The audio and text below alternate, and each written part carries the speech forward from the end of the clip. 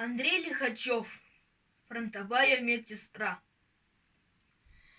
Горел закат солдатской кровью. Мы устояли до конца. А медсестра с такой любовью спасала старого бойца.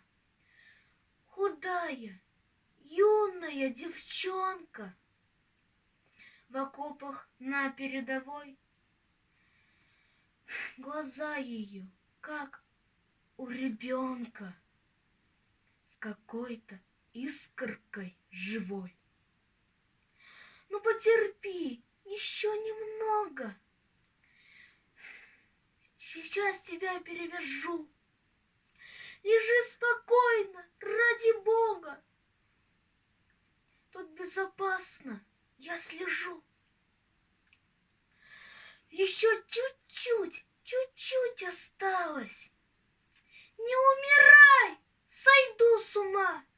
И сердце девичье сжималось, как будто ранена сама. Отец и дочь в одной землянке, кто бы такое представлял? Горели вражеские танки, кто был живой, по ним стрелял. Земля, родимая, рыдала от раны каждого бойца. А медсестра, она узнала в солдате раненом отца.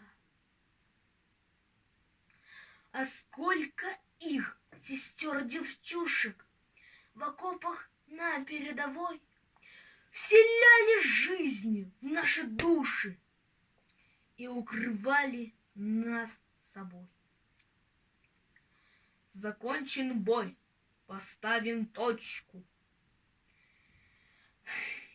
Себя пришедший в блиндаже боец сказал: спасибо, дочка, ты стала взрослою